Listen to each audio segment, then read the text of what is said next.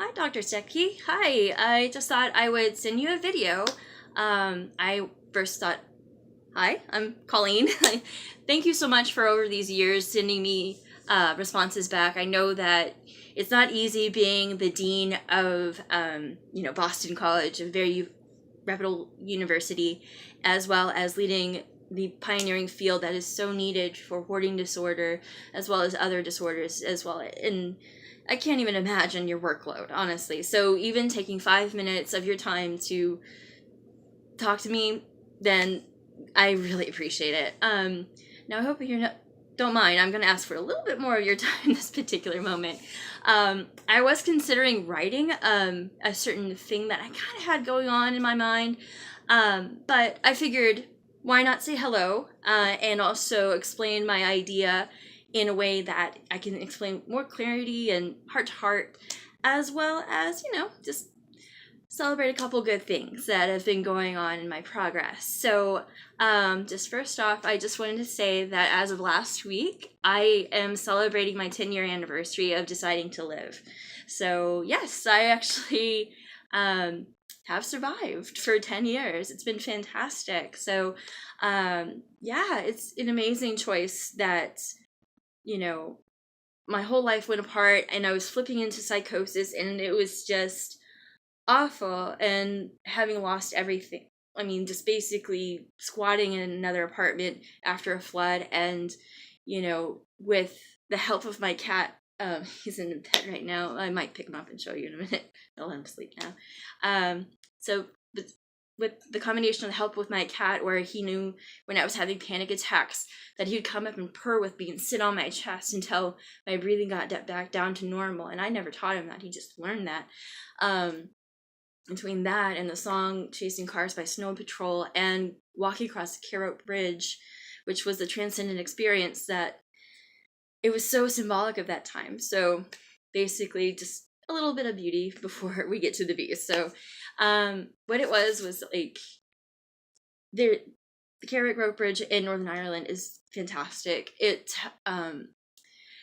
You go from this grassy area with a trail, and then you have this rickety small bridge that you see straight down to the Sea of Ireland, and you have the wind crashing every which way, and it was gale force winds. I felt like I was going to fall over. I didn't think I would be able to make it, and the next thing I knew, I made it to the grassy knoll on the other side, and there were flowers that only grew on that knoll, and the sun parted, and then I was finally able to smile for the first time, and I don't even know how long. I mean, I was so isolated, I forgot how to speak English. It is my first language. And, I knew that's when I wanted to live. And I actually have a great picture of me standing on that grassy knoll with that smile. And ever since then, I was like, yeah, I'm going to live. So this is my 10-year anniversary. Just thought I'd share that with you. So now to the beast. I do want to let you know, thank you for your building of work, and I'm glad that there's other people that have been working with others that you've collaborated with, like with Buried Treasures, as well as the hoarding spectrum scale, which is fantastic. Thank you. I really, really appreciate this pioneering work. It's definitely helping, giving everyone a launching pad. But now the thing is, there's some things that I was a bit concerned about, that I think, in a way, I have something that I think should be more of the focus as far as going forward with what might be needed, as far as really what's kind of at the root of everything with hoarding disorder. I don't know, I kind of have just a little simple graph here to show you. So I think it is undiagnosed, high functioning autism. Yeah, exactly. So, I know I sent you an email not too long ago that I got diagnosed with ADHD, and it's going well. That's true. It is going well. And, because of that, and because of seeing improvements in my ability to have cognition and to be able to plan and actually see that I'm capable of doing something, no one ever told me anything like that. So, Yeah, this is what I really think is going on. Okay, so I think what it is that it is. Okay, before getting into further detail, I'm sorry, I'm just kind of freelancing this. Um, so what I think it is that it is undiagnosed high functioning autism spectrum disorder that is incurring in equally amount parts as you would expect.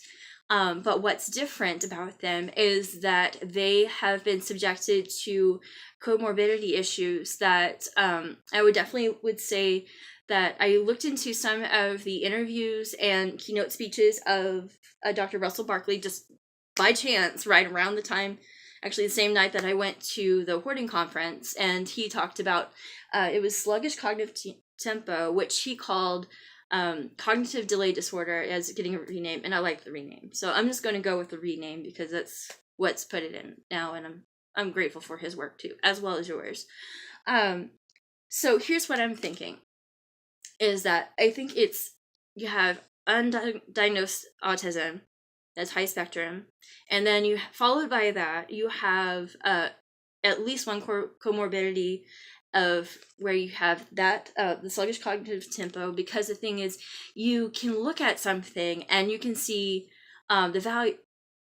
I'm sorry.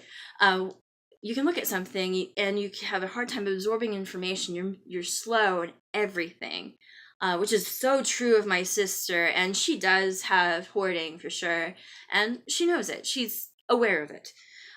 So she does have insight, which I know is something that is included in your current field released work. So I'm sorry. I'm just really trying to focus here. I'm getting a little emotional, but anyway, so you'll understand why in a minute.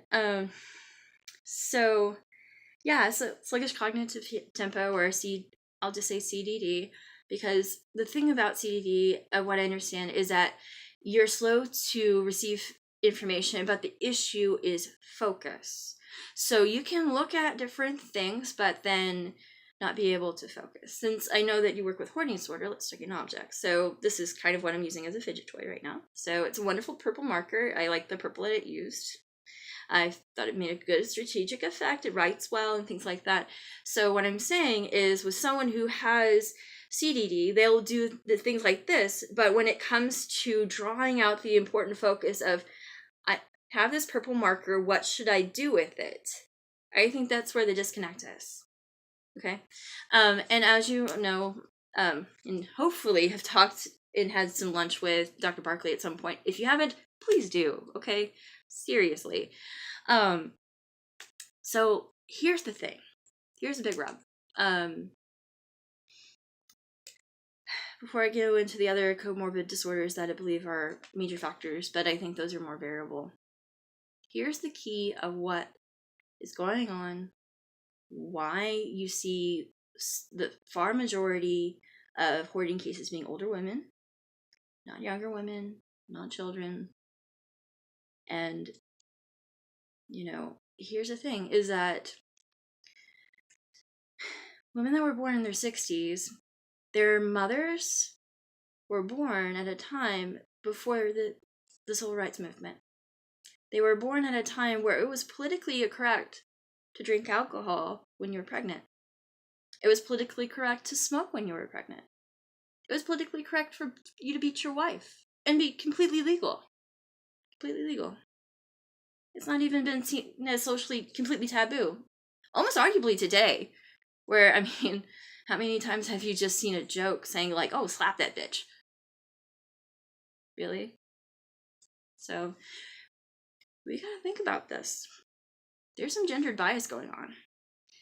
I mean, I'm glad that there are some situations where systemic and institutionalized discrimination is going on, but I think this is one that is definitely getting bypassed, and that a lot of gendered bias, socialized norms, is getting in the way of people getting real help and actually propelling our society into a way that we would have never been able to see. So I'm hoping I'm wrong on all of this. I mean, I'm a patient. I never formally studied science. I just watch YouTube videos and I just click around and I get bored. So I just try to stay healthy and safe for what's good for me. And I just figured out today, I have autism. You know, I don't have generalized anxiety disorder. I have autism. And, you know, yeah, I have ADHD. So does my dad's. And I have bipolar too. But anyway, I'm sorry. I'm going on the rabbit hole. I'm trying to be more organized, but I'm just really emotional about this. So here's the thing. All right. So we have someone that has autistic, on the highest performing spectrum, usually someone that kind of might seem a little quirky, a little odd, or might have a strange sense of humor. But the thing is, in males in society, oh, it's okay if a male is different or whatever. But the thing is, we have gendered norms on women that they must conform to society. And that was even worse so before the civil rights movement. And you can say that's even true now. I am definitely received many discrimination at work, and other women of other typically stereotypical male professions get, you know, discrimination at work. And unfortunately, even in our current political climate,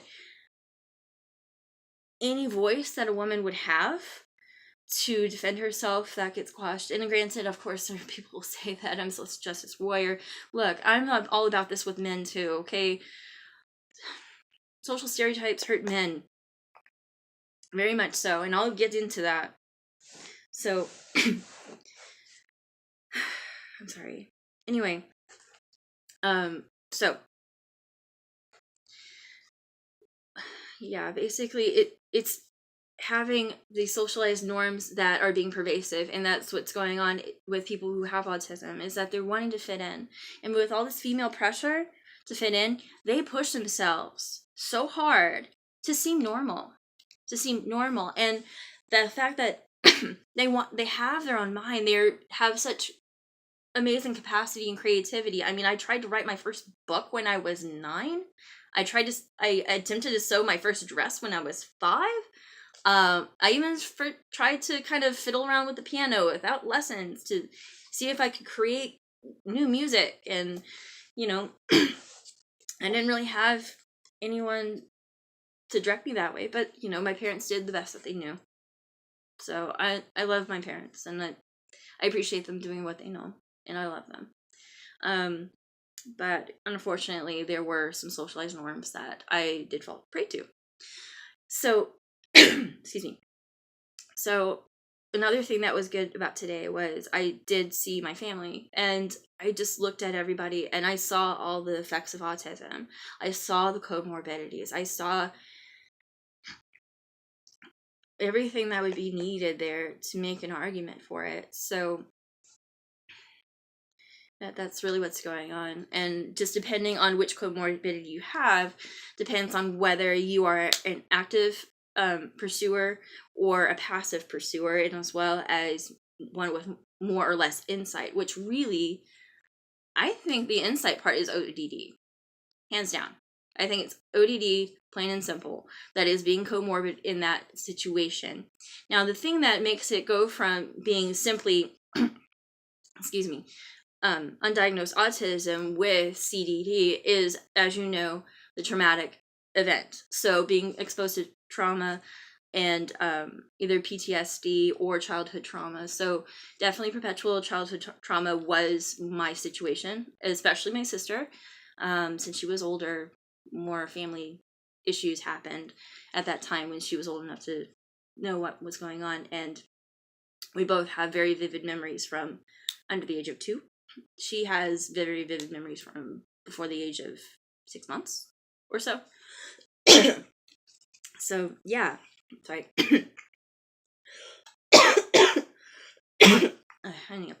One sec.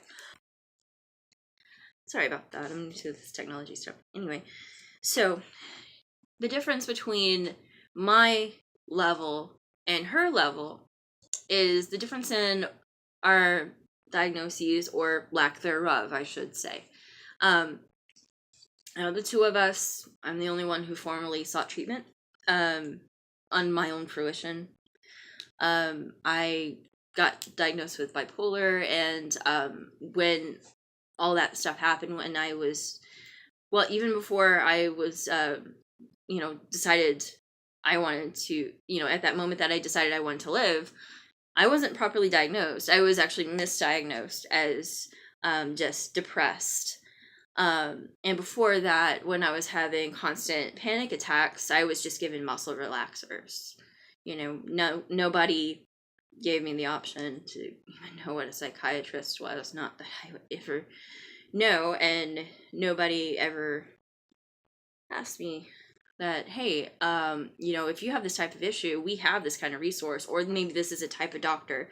No conversation happened at that. I got bare minimal treatment, wrong treatment, and if they just asked one or two different questions, my life and outcome could have been completely different. That if they were, if I was undiagnosed before with a mental condition and they wanted to prescribe an SSRI, why didn't they ask, have you ever been awake for more than 24 hours and felt completely rested? Nope. They just gave that to me, went into psychosis, and it ruined a lot of issues. It just made the whole situation worse, which is very remarkable why I'm alive. Because I fight every day to make sure I get what I need. And I think, unfortunately, I'm not the exception to the rule. I believe I am the rule. That women fall through the cracks. Women are looking for help. They're asking for help, but they don't know the questions. And they shouldn't be punished for that. That's the issue. I see this over and over and over across every single field. It doesn't matter whether it is a general practitioner, or if it's asthma doctor, or if it's a psychologist or psychiatrist or counselor, or even a teacher when I need help, or it's just baffling that when a female is asking for help and has symptoms, she gets dismissed. And I'm actively seeking and asking questions. I have something going on and I need help. And I'm being stubborn about it. And I am like, I want to be the best self of me. And I at least now know that what I was doing was using my ODD for seeking my own justice. And seeking my own value. And trying to find out what was going on. I knew something was going on. And this just adds to it. Sorry, I have to start. Anyway.